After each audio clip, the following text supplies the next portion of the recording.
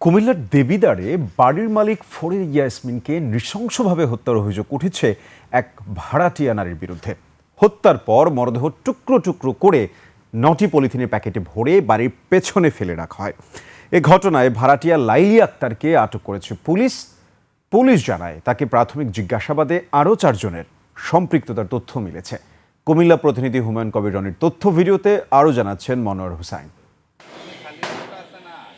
শনিবার বিকেলে দেবিদ্বার পৌর এলাকার ছোট আলিমপুর পূর্বাশা আবাসিক এলাকার ভুইয়া হাউজের পেছন থেকে উদ্ধার করা হয় 9টি পলিথিনে মোড়ানো খণ্ডিত মরদেহ।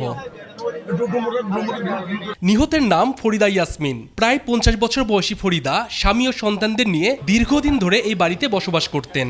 স্বামী চট্টগ্রামের জাহাজের চাকরি করায় বাড়িতে একাই থাকতেন তিনি। শনিবার সকালে মেয়ে মরিয়ম আক্তার বাড়িতে এসে মাকে দেখতে না পেয়ে খোঁজাখুঁজি শুরু করেন। পরে ফরিদার বোনের ছেলে বাড়ির পেছনে পলিথিনের কয়েকটি প্যাকেট দেখতে পান।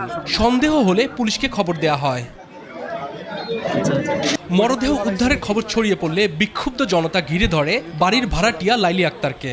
মারধর করে পুলিশের হাতে তুলে দেওয়া হয় লাইলিকে। প্রাথমিক জিজ্ঞাসাবাদে ফরিদা ইয়াসমিনকে হত্যার কথা স্বীকার করেছেন তিনি।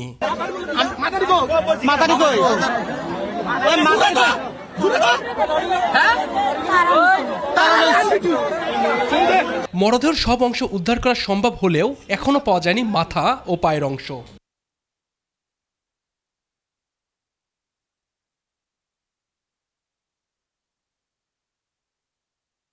ঘটনার পর থেকে পুরো এলাকায় থমথমে অবস্থা বিরাজ করছে।